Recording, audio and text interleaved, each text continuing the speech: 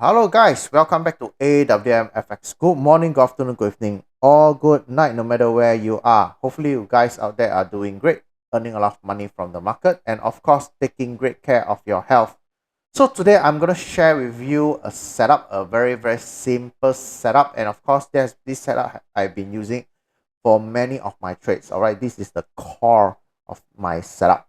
Okay, so basically a lot of you already know what is it. It's about the QML. All right, but this will be a little bit different. I'm going to share with you how to trade QML the correct way. Okay, of course, a lot of people, they might have a misconception about QML, but it's okay. So I'm going to correct it for you, and then you will learn it the correct way of trading QML. Okay, so first of all, what is a QML? QML is a very simple setup. So particularly if we are doing for sell, we have a bullish trend, right? Remember, sell, we are having a bullish trend. Then suddenly there's a break of structure over here. All right, there's a break of structure. Then what we expect, or a lot of people expect, is that the price will comes back into the zone, this QML area, for a drop. All right, so particularly this is where your QML situated. All right, this is QML situated.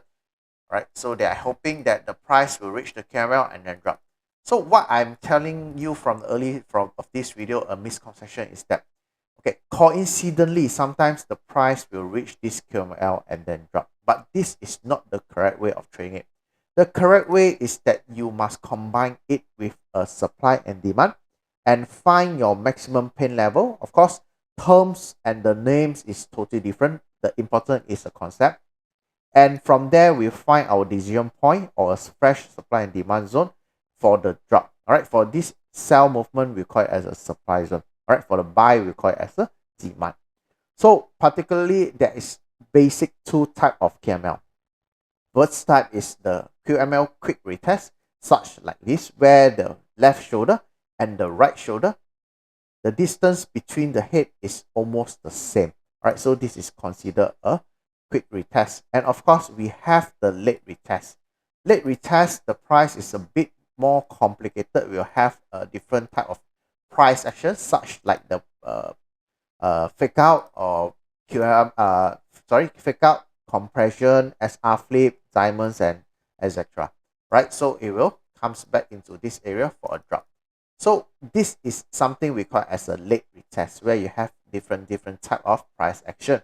Okay, so I'm going to show you in a real chart, and step by step, I will show you how I identify the entry area. Okay, so a lot of people will tell me, hey, you're looking back at the history chart. Of course, you know how the movement is. All right, you look at how I'm going to, this is what I'm going to do for my back testing. All right, even though for my students of my mentorship, I always encourage them to look back at the history chart. Okay, because the chart, the pattern, it will repeat itself again and again. It might be in a different form, a bit different, all right, but the concept is still the same. It's always the same. Okay, so it's better to look at the history chart, learn more from the history, instead of looking at the future, where you'll be wasting your time waiting for the chart to happen. And not only that, some of you are not experienced enough. Once you watch some of my YouTube video, once or twice, you think that you know everything. All right, you think that you know the whole system, but in fact you don't know a lot about the system. Then you go straight into the chart and then learn and then trade for the future. All right, it's up to you. It's your money, it's not mine, but I can tell you, you are taking a very big risk. It's better to learn it the proper way. All right, so here I'm going to show it to you, an example. All right, an example, a textbook example of what a QML should looks like. All right, so particularly we have a movement over here. Of course, I'm going to share with you high, a low, high, higher low, higher low, and then ultimate high. So it's very obvious that the price break at this point. All right, it has break the structure at this point. Okay, so I'm going to get the line out. All right, it's quite disturbing. And we have our QML shoulder, left shoulder at this point. Right, then now important, of course, in this example, you can see that the price actually came back into the left shoulder area almost and then dropped. That is where a lot of people will miss the entry almost, then it dropped because you didn't find the MPL, the maximum pain level. Okay, I'm going to share with you how you find a maximum pain level. It's very, very, very simple, right? First of all, you must have a horizontal line. This is very, very straightforward. Okay, then you move your horizontal line to an area where you can get a lot of rejection from the top and the bottom particularly. If you only get from the bottom, it's okay, or you only get from the top, it's okay. But if you can get the area where you have a retest both way, that is the best. So over here we have it, we have a rejection such like here. All right, we have a rejection such like here. So let me make it bigger so that you can see. Okay, so you can see that the rejection from the bottom, right? Rejection from the bottom and the rejection from the top, right? From the top and then rejection from bottom, right? There is two clues that tell me that this is a good MPL. First, the price came down into this area, went back up before the real fall, right? This is a sign to tell me this is an MPL because MPL is meant to hunt liquidity. This movement over here is to hunt liquidity. All right.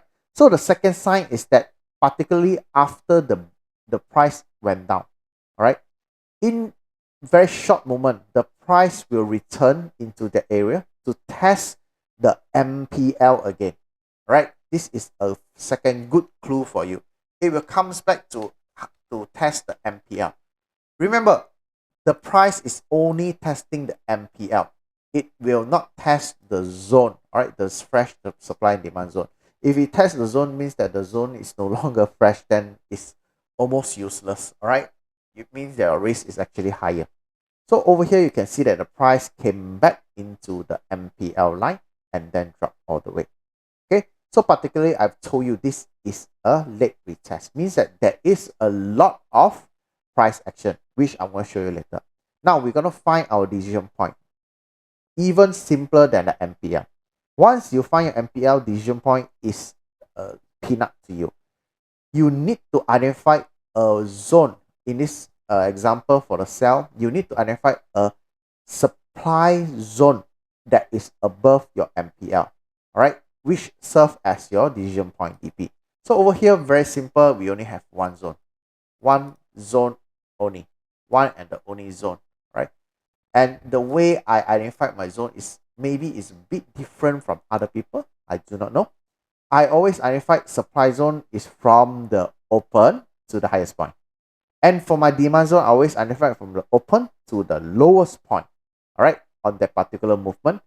Okay, so that particular moment I'm talking about here is that it might be a rally-based rally, drop-based drop, or rally-based drop, or drop-based rally. All right, it's this four simple movement, the basic movement.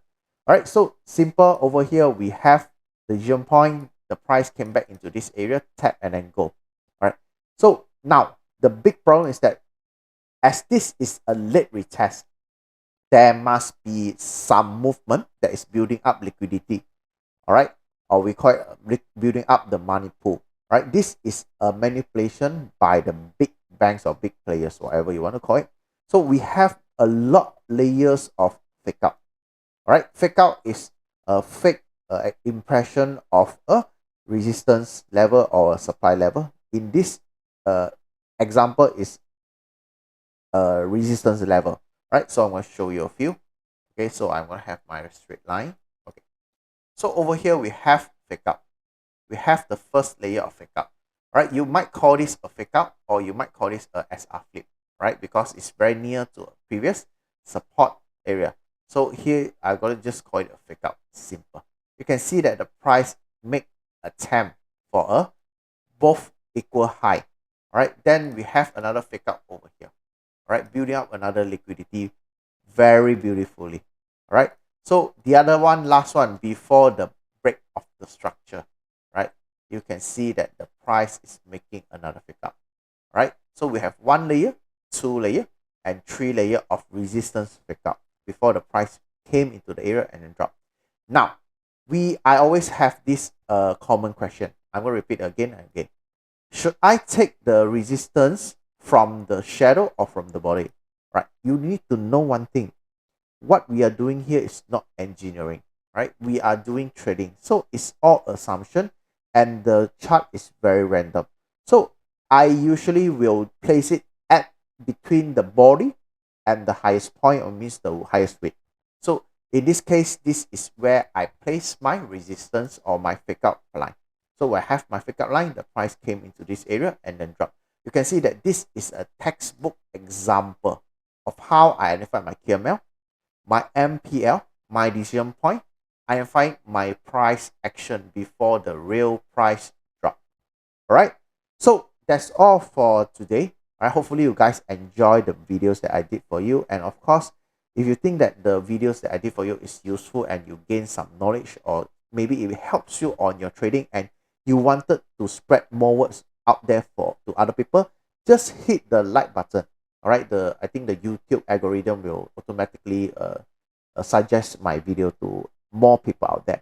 And if you able to hit the subscribe button, I will appreciate it even more, because I promise to uh, make some good videos every week, at least 2 videos every week minimum. All right.